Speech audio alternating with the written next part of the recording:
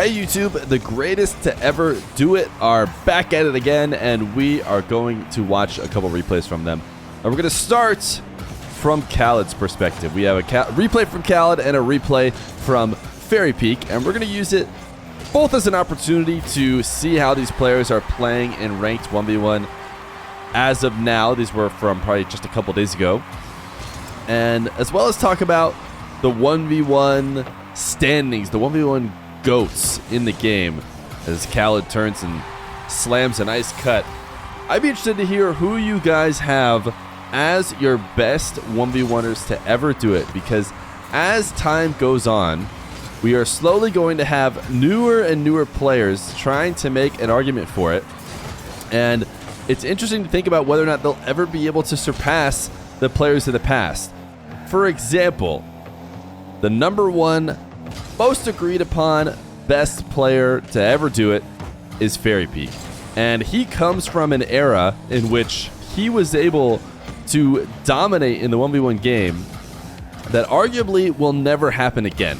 I don't know if you guys feel the same way, but there's been a lot more 1v1 going on nowadays than there used to be. A lot more high-level tournaments and a lot of top-level players competing for it.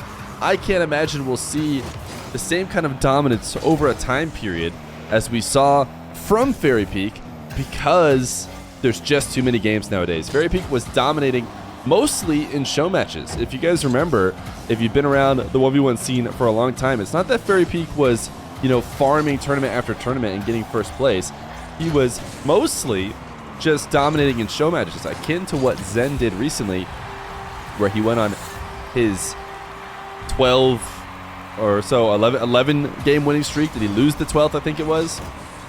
But he's continued to dominate. He's just started to slow down a little bit. Sorry. But I'm not sure that we will see anybody do anything like it. Fairy Peak, the actual couple tournaments that he did play in towards the end of the dominance, I believe, were actually won by Scrubkilla, another player who is worth mentioning in the GOAT argument. And then there are the first big tournaments that were dominated by oKhaliD. So there's a lot of different players. I would say those are the three players that'll probably come up in anybody's discussion for the greatest of all time, one of which we're watching their perspective right now. oKhaliD had a huge, peak during his time as the best, which came after Fairy Peaks. And I would say Fairy Peaks came after Scrubkilla's, or almost kind of during Scrubkilla's, but Scrubkilla had the early edge over him, certainly in the 1v1 game. But I'm not sure we'll ever see anybody replace them, and it's going to lead to tough conversations in the 1v1 world, which is, what can somebody do nowadays in order to try and put themselves among the best? For example, a lot of people have had Rawas as their #1 based on a few tournament runs that he's had recently, but over a much smaller time period. He maybe even has, more accolades than other players got in any sort of 2 or 3 month period. But because there's so much action, he hasn't held on to the #1 spot for a very long time. So it doesn't seem like he deserves to take over, or really anybody else does. But at some point, there's got to be some players who will rival these top goats. And I'd be interested to hear what you guys think. What does Zen's run, his entry into the 1v1 scene and dominating everybody, does that shift him anywhere near the conversation? Probably not, right? Because he's still brand new. But of the active players, because oKhaliD's kind of active, Scrubkilla, Fairy certainly very inactive, but oKhaliD's probably the most active of any of them. Who has the best chance? If you don't include those players, who do you think has the best argument for GOATs? And that is a tough one. Maybe Joria's. Joria's dominating lots of tournaments in the past. Maybe Jack. Jack doesn't have very many tournament wins, but he's certainly been a top ones player for a long time. If you look over at the North American side, maybe you say First Killer, because First Killer dominated for a long time in his era and his region. So you definitely could say that First Killer is the North American GOAT. But even then, Daniel has started to take over from that position as well. So lots to talk about in the 1v1 world of the best to ever do it. But for now, the players that we're looking at today, I think still comfortably, you know, are ahead of the opposition. But, you know, who doesn't seem to be worried about that is Trebla. Trebla up 7-5 against oKhaliD right now. Been a ton of kickoffs in this game. It looks like there could be another one if oKhaliD plays his cards right, and he does. So he's within one. Trebla is the kind of player that I think we're going to end up seeing a lot more in people's replays. If you watch top European players play 1v1 on their streams and whatnot, or see their games on ball chasing, you'll see Trebla playing against a lot of them. Seems like Trebla's on the up and up. I actually don't know almost anything about Trebla, but I have a feeling I will soon as oKhaliD ties the game. I'm very excited to see what Trebla has to offer. A minute and 20 left to go for what I would say is considered maybe number 3? Probably first killer Scrub and oKhaliD. You know, I think I'd maybe even put oKhaliD number 2. It's tough to say, but definitely up there. But is Trebla too much of a challenge? High flick to the backboard.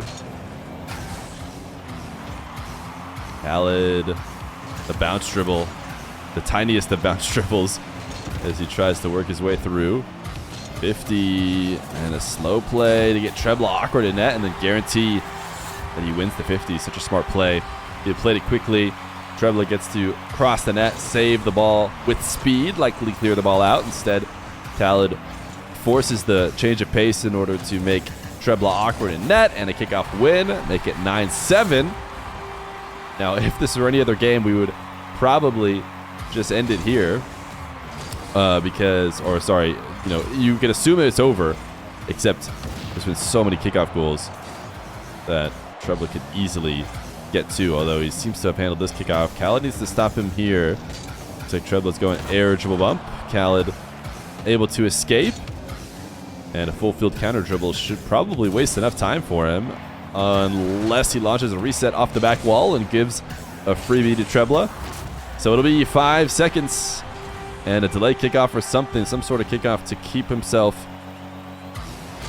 from getting immediately scored on, and oKhaliD just goes standard. He's got faith in his standard. This ball floating in a potentially shootable position. oKhaliD feels the need to go up to tap it away, and he keeps it up maybe just because he wants to see what he can do with the ball still in the air, and Trebla is actually going to give him a homie right back. Trebla lets it hit the ground. Maybe you could argue oKhaliD was doing it just because it could have hit the crease on the wall, but we're going to go check out a replay from Fairy Peak as well, the widely agreed upon GOATs of 1v1 coming up next. Fairy Peak, the best to ever do it. And not because of a ton of tournament accolades, but because of showmatch dominance. Basically how he was able to win during his era is a lot of the reason why people have him as the best. He was able to get a nice big tournament win with Fusion.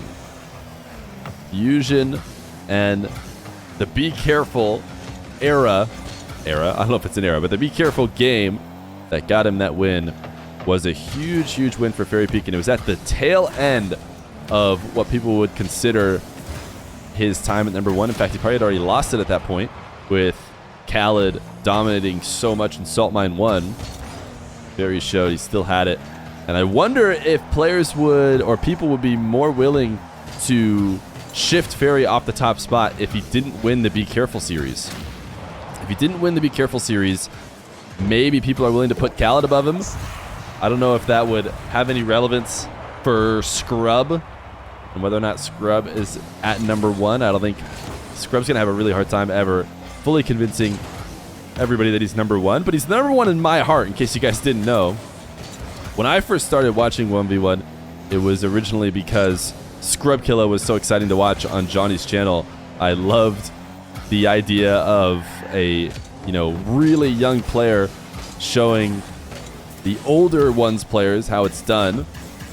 And can you guys believe that? Does that come as a surprise to you?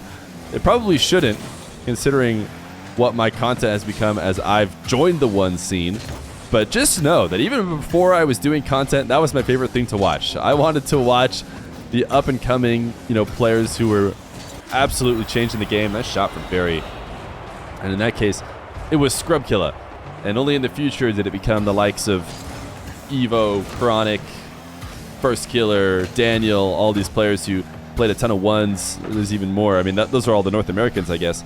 But, you know, Moxie, Rawas, players from the EU or MENA side who also dominated before they were RLCS eligible.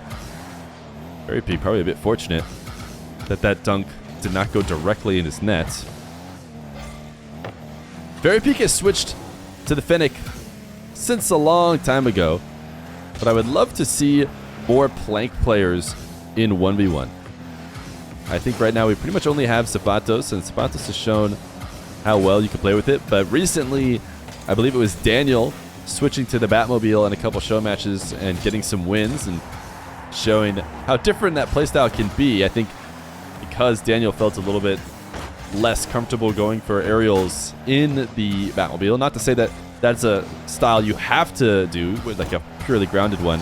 I think that's mostly one adopted from players who are switching to the Batmobile when they aren't used to it. I think if they play on it longer, they could certainly play their normal insane aerial game as well as the crazy flick game. But even Fairy Peak says his Batmobile days are behind him, it seems. Try to pull off this air dribble. Creamy has kept it even with the goats.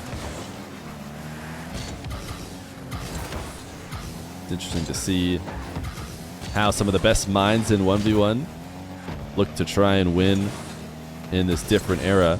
You could see the differences in the eras so clearly by the fact that Creamy trying to hit multiple pogo shots so far hasn't really been able to convert them on Feer just yet.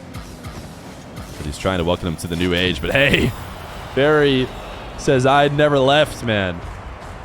Nice spin into the reset to slam it over the top of Creamy. 2-1. Definitely a low-scoring game. 2-1, I believe the lowest scoring match I've ever watched as part of a show match. I don't know if any ranked games. Ranked games get forfeited a lot, so they certainly can end lower. Feer should have a third goal. 3-1. Don't think I've ever seen a 1-0 game.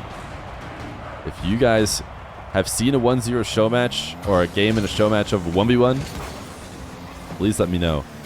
I would love to know that it's happened, but I believe the lowest I can find is 2-1. Creamy demo to be able to convert. A really soft touch, maybe because he wanted to be able to 50 it again. I mean, he's still on offense now, so could have worked out, but Feer, with just a little boost to work with, has himself a save, but did not get around this ball for a shot in time. And Creamy, that's a crazy boost steal from Creamy. I mean, it got him a full-on goal because I don't think Fairy Peak was expecting Creamy to be able to recover, jump over the top, grab the boost, and then, or grab the boost and not let Feer collect it. So, turning around for a goal. Very crucial touch from Feer. They'll drop this down, and it looks like it'll be 4-2. Or it won't be. Or it'll be a forfeit. Interesting. You 4-2 with 20 seconds left to go. That previous game, that should not be a forfeit considering how many kickoff goals. But there hasn't been a ton of scoring, so I can imagine why 4-2 might feel impossible to come back from. So Creamy, not going to be able to take down Feer. The two goats of 1v1, both winning their ranked games recently that have showed up on ball chasing. Love to hear all you guys' thoughts about the topics we covered today, and hopefully you enjoyed watching Feer and oKhaliD.